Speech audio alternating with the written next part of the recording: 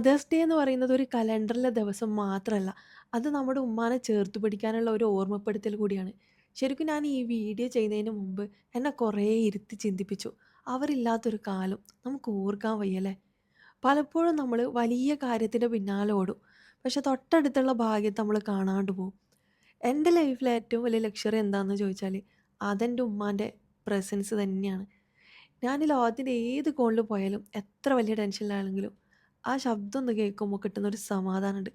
അതൊരു പ്രത്യേകതരം മാജിക് തന്നെയാണ്. എൻ്റെ ഓരോ ദിവസവും തുടങ്ങുന്നത് എൻ്റെ ഉമ്മാൻ്റെ കോളിലൂടെ തന്നെയാണ്.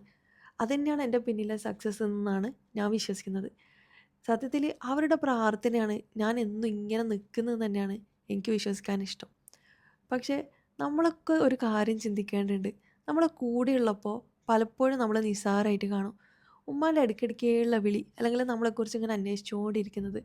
നമ്മൾ പലപ്പോഴും അവർ വിളിക്കുന്ന സമയത്ത് ഫോൺ കട്ട് ചെയ്ത് പിന്നെ വിളിക്കാമെന്ന് പറഞ്ഞ് അല്ലെങ്കിൽ ഇപ്പോൾ തിരക്കിലാണെന്ന് പറഞ്ഞ്.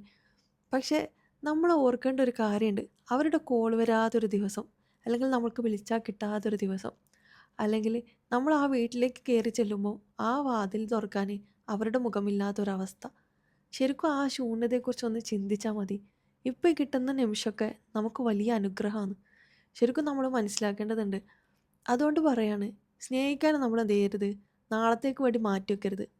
നമ്മുടെ ഉമ്മമാർ കൂടെയുള്ളപ്പോൾ ഓരോ ദിവസവും ശരിക്കും നമുക്ക് പടച്ചോൻ തരുന്ന ഒരു ബോണസ് ആണെന്നാണ് ഞാൻ മനസ്സിലാക്കുന്നത്. നമ്മുടെ ഓരോ സന്തോഷത്തിലും ചേർത്ത് പിടിക്കുക അവരെ. നിങ്ങൾ കാണുന്ന ലോകം അവരെയും കാണിക്കുക. നിങ്ങൾ അനുഭവിക്കുന്നതും അറിയുന്നതൊക്കെ അവരെയും അറിയിക്കുക.